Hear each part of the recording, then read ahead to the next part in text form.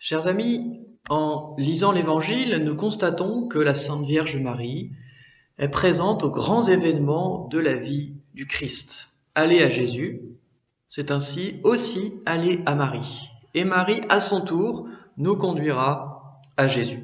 Aller à Jésus par Marie, c'est un itinéraire qu'ont emprunté de nombreux saints, en particulier Saint Louis-Marie Grignon de Montfort, bien sûr, Saint Bernard et beaucoup d'autres.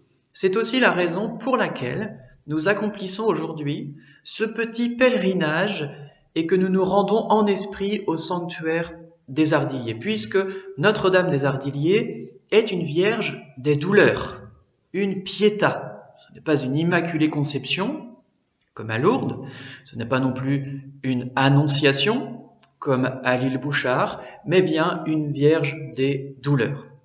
Alors Notre-Dame des douleurs est habituellement fêtée le 15 septembre, c'est-à-dire le lendemain de la fête de la Croix glorieuse, mais on peut aussi en faire mémoire le vendredi précédent le dimanche des Rameaux, c'est-à-dire c'était hier, le vendredi avant le vendredi saint. Et c'est particulièrement bienvenu en cette période de l'année liturgique où nous contemplons la Passion, en cette période également où l'épidémie nous rappelle le mystère de la souffrance présent dans le monde. Aller voir Marie souffrante, c'est ainsi nous rapprocher de Jésus souffrant, communier à ses souffrances, comme nous communions à celles de nos proches, peut-être qui sont dans la douleur, et c'est mieux rentrer dans le mystère de la rédemption, le mystère du salut du monde que nous procure Jésus.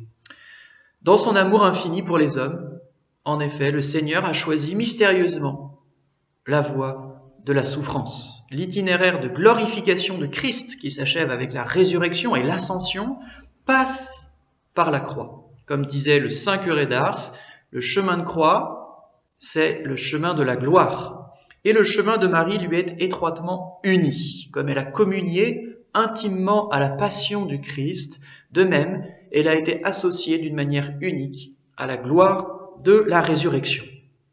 Or, la Sainte Vierge, est le modèle de l'Église et au final le modèle de chacun d'entre nous.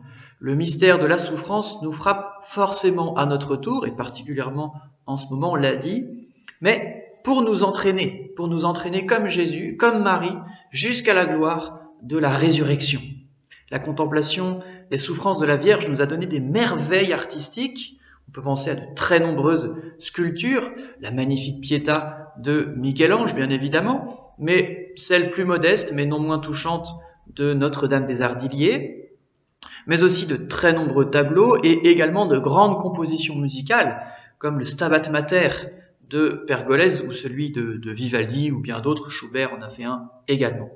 Alors, pourquoi l'art chrétien s'est-il donc plu à représenter la Pietà, à nous faire contempler la Vierge des douleurs? Eh bien, parce que Notre-Dame est notre mère, une mère très aimante, et que tout simplement nous sommes touchés par les pleurs de notre mère.